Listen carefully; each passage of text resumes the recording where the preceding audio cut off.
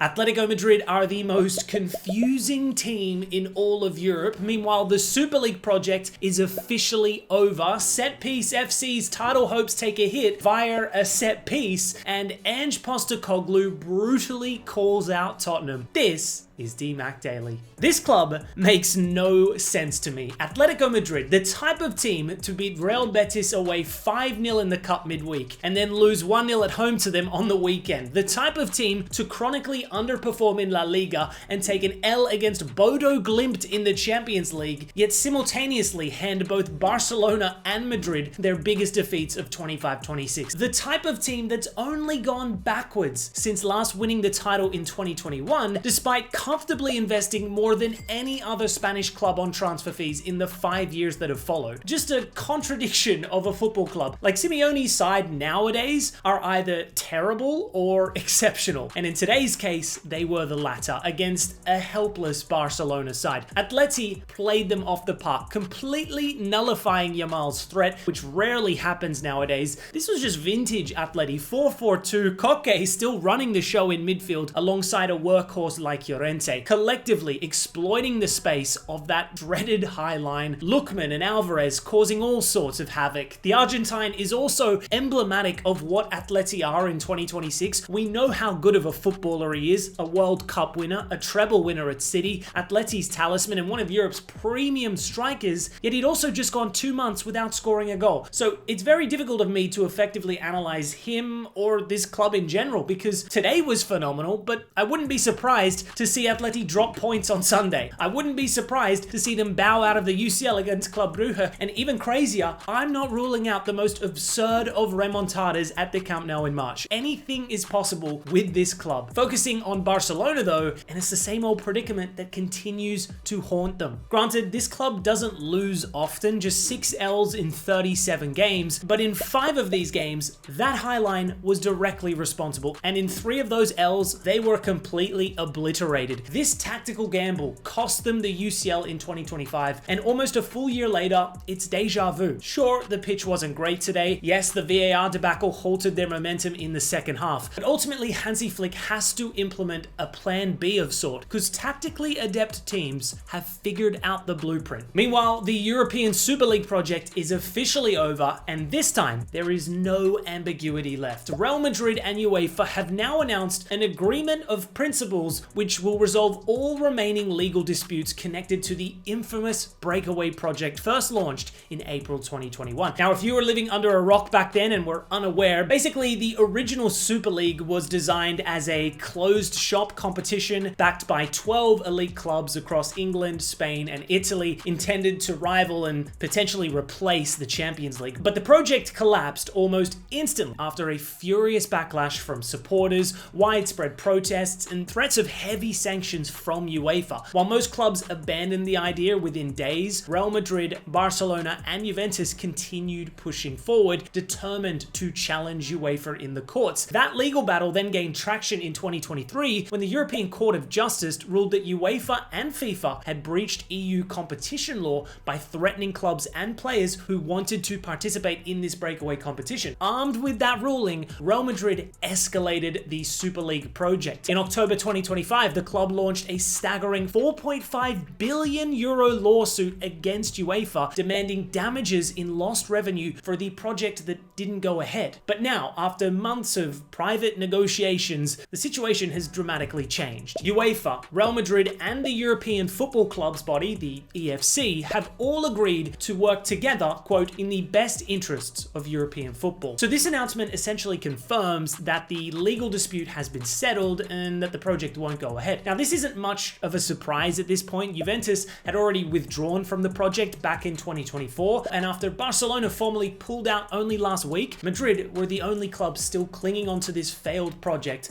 before finally pulling the pin. Even A22, the Madrid-based company behind the Super League, which later rebranded as the Unify League, released the same statement, signaling that the war is over. Now, don't get me wrong, UEFA, the EFC, they too are footballing mafias of sort that are both deeply corrupt and only seem to cater the interests of the mega wealthy clubs. But regardless, a botched Super League is still a win for football.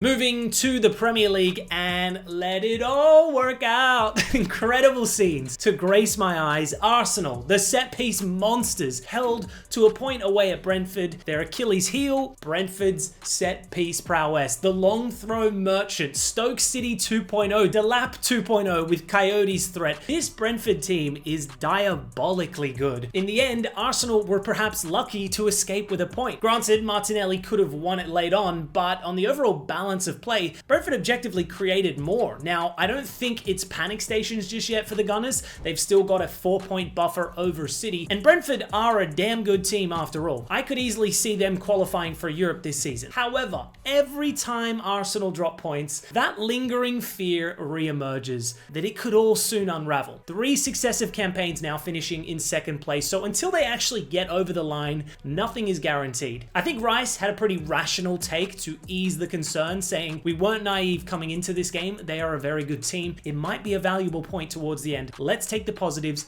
and keep sticking together." That's a proper leader right there, although a large portion of the fan base were more concerned with the performance level of another Englishman in midfield today, Eberechi Eze. In his first start in 10 Premier League outings, was hooked at halftime. He's had some great individual moments in the first 6 months or so of his Arsenal career, but has clearly fallen down the pecking order of late. For all the X-Factor quality he does possess, it's the lack of consistency and overall influence that is keeping him out of the team. Sure, Brentford away isn't an easy fixture to turn things around, but the fact that he was the first to be hooked today at halftime is telling that Arteta's running out of patience. Arsenal are such an odd team because defensively they're miles clear of the rest. The midfield duo of Rice and Zubimendi is elite, but the only weak spot is that too many of their forward players aren't contributing enough goal involvements. They don't have a Haaland or Salah-like talisman. If they did, this title would already be won. Staying on the topic of North London clubs,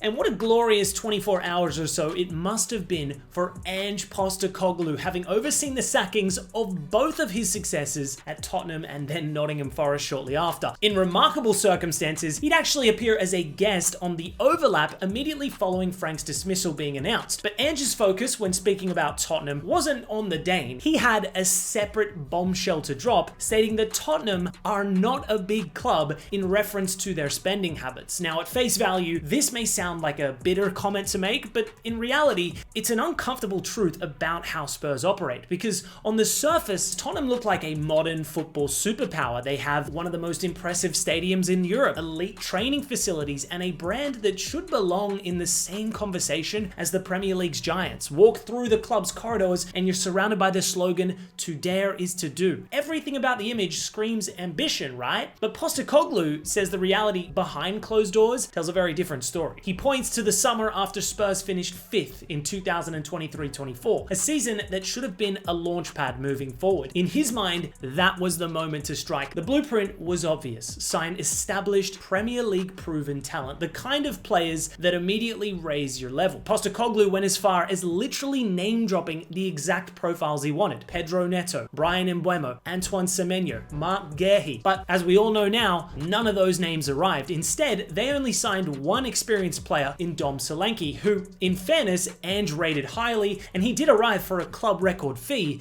but the rest of the signings were inexperienced teenagers. Talented players, yes, but not the sort of signings that transform a 5th place team into top 4 material. Beyond that, Ange bemoaned the club's wage structure, which was below that of their elite counterparts. In the 24-25 season, Spurs had the 7th highest wage bill in the league. For a club that was amongst the highest revenue makers in all of world football, the limited wage offerings became a source of frustration. So Postecoglou's message was clear. Tottenham aren't failing because they lack facilities or finances. They're failing because their ambition is written on the walls, to dare is to do, but not reflected in their decisions. Call me an Ange Glazer, but I think he's 100% correct here in his analysis. And now for a quick run through some other notable stories today, and Raheem Sterling finally has a new club joining leaving Robin van Persie's Feyenoord until the season's end. Meanwhile, England manager Thomas Tuchel extends his England stay till 2028, which is a bit surprising considering he's yet to even compete at a major tournament. But anything you can do, Tuchel, Ancelotti can do better. He's just renewed with the Seleção for a further 4 years. Speaking of managerial news, Nottingham Forest are set to announce their 4th permanent manager of the season, a new Premier League record, as Vitor Pereira, who was recently sacked by Wolves a couple months back, has agreed to take over. And in Saudi Arabia, Darwin Nunez has been axed from Al Hilal's Saudi Pro League squad following Benzema's arrival. So the Uruguayan will only be eligible to play now for the club